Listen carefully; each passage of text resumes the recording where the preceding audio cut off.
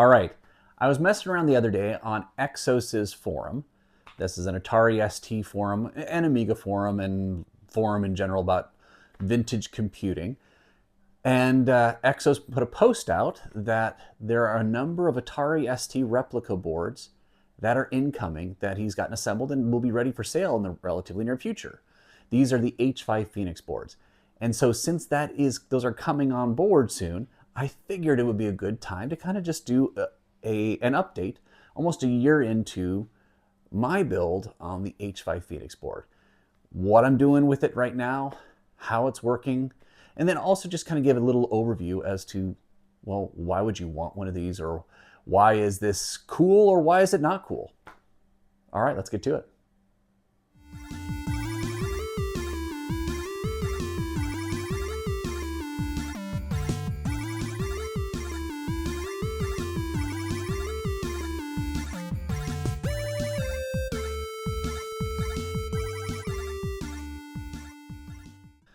All right, a little summary of what the Phoenix H5 board is. First and foremost, it's an Atari ST replica board.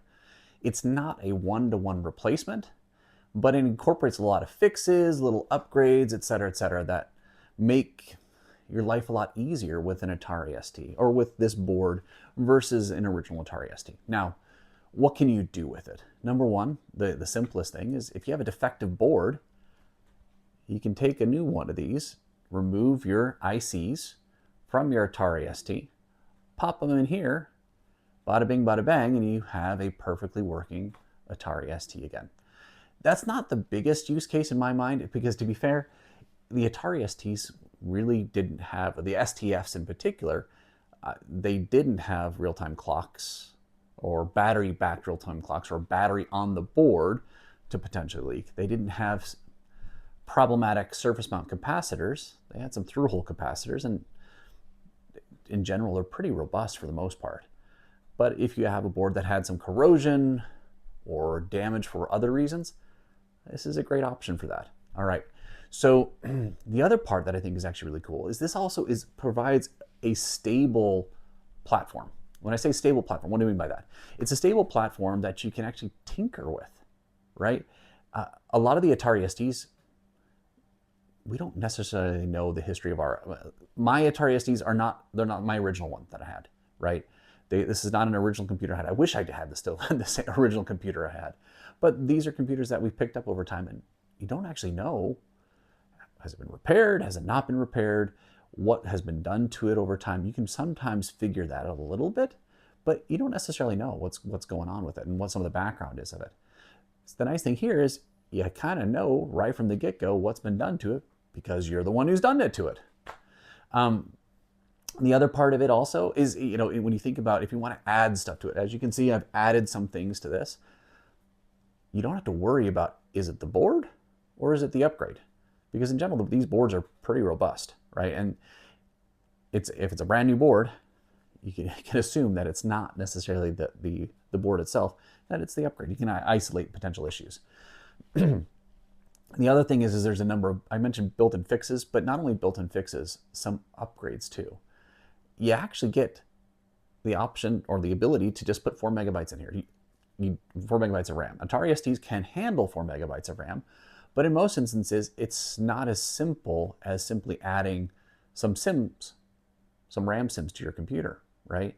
You got to there's various different upgrades. There might be soldering involved, et cetera, et cetera. So in this case, you just got a SIM slot. Boom, pop it in, you're done. There's dual ROM support out of the box. You have the ability to put in a dual ROM in here. And if you want to run TOS 1.4 and 2.06, awesome. If you want to run TOS 1.2 and 1.04, you want to run TOS 1.0, you have the ability to switch and swap between them without adding any additional equipment to it. It's right there, boom. And if you don't want it, you don't need it either. You also have, for the video connector in the back, right? On mine, I soldered in an Atari ST style video output DIN connector. Great, awesome. Because I have some Atari monitors I want to make sure I can plug it into. However, you can just solder in a VGA port and attach it directly to your 15 kilohertz capable monitor. Awesome. Great. I mean, that's there. If you want a blitter in your Atari STF, you know, in the Atari STFs, some of them had a socket for a blitter or a place pads where you could put a socket for a blitter. Some did not. You got the socket right in here. Boom. If you have a blitter chip, pop it in. You're good to go. You want a real-time clock. There are some jumpers on here. You can just add a little IC, boom, bada bing, you're done. Good to go. You can also add relatively easily, add support for high definition floppy, 1.44 megabyte floppy disk drives. You know, you have that ability to do that as well. These are some of those cool upgrades that are, and I'm sure that's not all. Those are just some of the ones that I've looked into myself. Now, lastly, not lastly, but one of the biggest things that I enjoy about this is I like tinkering with my Atari STs. I like to try out different upgrades. And one of the cool things about this guy is you don't have to desolder your CPU. You don't have to do a whole lot of soldering.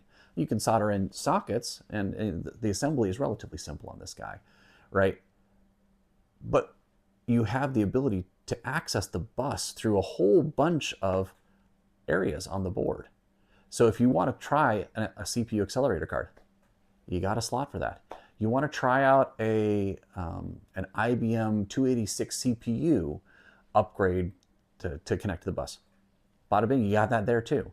If you want to try out some of these Megabus or Atari ST Bus to ISA slots for a VGA card adapter, right? You got those those locations there. This is a fantastic platform to play around with, to tinker with. And I think that's really fun. I mean, and you don't have to worry about potentially damaging your vintage, super collectible Atari ST. Now, I do that to mine, but the fact is many people don't want to. They want to keep theirs pristine. And I can understand that. I think that's super cool. If you want to tinker, this is something fun to do. Here's a nice close-up view of this lovely Phoenix H5 board. We'll remove some stuff to give you a better look at the board underneath. We'll remove this floppy drive, just connect this guy here. If I haven't already mentioned it, I did have to make a change to the board itself for the power for the floppy drive. As you can see here, I'm using an older large button floppy drive because that's the case that I had, and this is a fine double-sided floppy drive. And well, it requires 12 volts, and the port here only provides 5 volts out.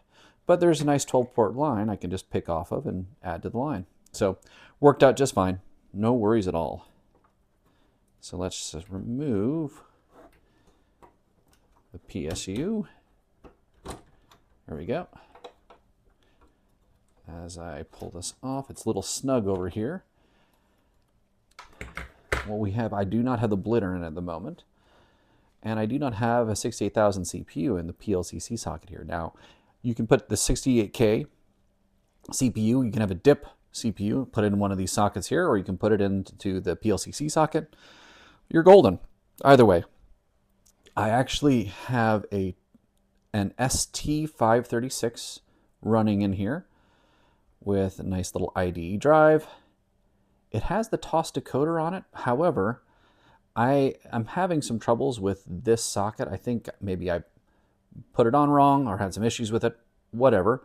What we're doing is we're actually running through the TOS socket down here. So we're using the modified TOS with 2.06 for this guy down here. All right, we also have a TOS decoder on the board here in between here and there because the TOS decoder on the ST536 needs the TOS to be installed here. Lots of little funny stuff that I've been doing. This is just more for my own convenience, and like I said, I think I just soldered that on incorrectly, that socket. These things are a pain in the butt, to be frank. All right, we'll pop this guy off, and you can kind of see the tower of power that is the ST536, as well as the TOS decoder. So we have down here, this is the decoder for the TOS 2.06, and then a bunch of sockets to make sure I get the card high enough over all the various different things that come over here.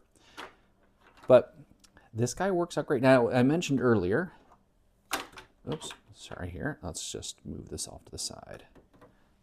And I'll zoom in. I mentioned a little earlier, one of the cool things about the board. This is the video DIN connector. However, there's a pinout here for a VGA port as well. And that's just so super cool that you have that right here, right ready to go. All right, there's so many fun things you can do with this board here. As you can see, I only soldered in 2 CPU sockets, or the 68K CPU sockets here. Now, there's 4 sockets you can get it solder in. You can add to it. You can also get these 2 3-volt sockets you can put in as well for other types of development boards. If you wanted to put something else in there, I don't know what could go there, but there definitely could be something that you could put in there. Now, I believe, yeah, there's also a MIDI synth port, S2 MIDI synth you could solder into here. There's all sorts of options that you can do with this board and play around with stuff. There's a battery that you could put in here that goes along with a real-time clock. I mean, again, back to my earlier point, this is a fantastic platform, and that's what makes this so cool and fun. If you're not into tinkering, this probably isn't for you, unless you're looking to potentially replace a broken, damaged Atari ST board, right? If you're not looking for that, and you don't want to tinker, this isn't for you. But if you want something to play around with, where you want to be able to test stuff out, try things out on a kind of blank slate, as opposed to many of these Ataris, like especially the Ataris that I have, they're by no means blank slates. There's been a lot of work done to them. They've been through a lot. Again, don't know the pedigree of them. If you're interested in this, one of the things that I was kind of sad about when I did this video the last time is, well, I was happy that I was one of the last ones to get one of these boards before Exos ran out of stock. But I was actually kind of sad because there's so many people who are asking, well, where can I get this? I want to get one of these. Well, that's why I'm doing this video again, to kind of just highlight it, showcase it, and tell people they will be available really soon on Exos's website. So, and they may go quickly. I don't know how fast these things will go, but what I would suggest is, if you're interested, go to the Exos forum, go take a look at the Exos store, check it out. Exos does a great job posting any updates on where they're at. I know they're shipped on the way back. He just recently received some blank boards that he sold to some folks, some that were either going to hang them up on a wall or build them from scratch themselves. The boards actually come with a lot of this small stuff, and these sockets already soldered into place. So really all you have to solder in are various different ports. I think you have to solder in the RAM socket. You'll have to take a look and see. You can see exactly what it is. I don't even remember how much work I put into it. It wasn't a lot, though. I do want to clarify. A lot of the tough stuff, the tough soldering, was already done for me and already done for anyone who buys these boards. All right. All right. This is the Exos store here, right? And this is where you'll be able to find the motherboards when the time comes. Now, you should go to the forum and check the forum. There's a lot of posts when they're on their way there or when they end up on the store, or you can just go directly to the store and check it out here. As you can see, what will likely be the one that you'll want to buy, if you're interested in this, is the Phoenix H5 worldwide shipping, or if in the UK shipping. But if you just click on the little eye over there, yeah, there we go. Click on that. This takes you to some information about the board. So this is the bill of material that you need in order to get this thing built. All right, that's my update of this lovely H5 Phoenix board. If you're interested, like I said, check out the Exos forum, take a look on his store, keep an eye out for it, for when it drops and gets made available. Also, in the comments below, if there's anything you'd like me to test out on this H5 Phoenix board, either with the accelerator, non-accelerator, or whatnot, let me know. I'd be happy to put some to play around with it some more and do some more tinkering. All right, appreciate your time. Thanks for watching. Have a fantastic day. Bye.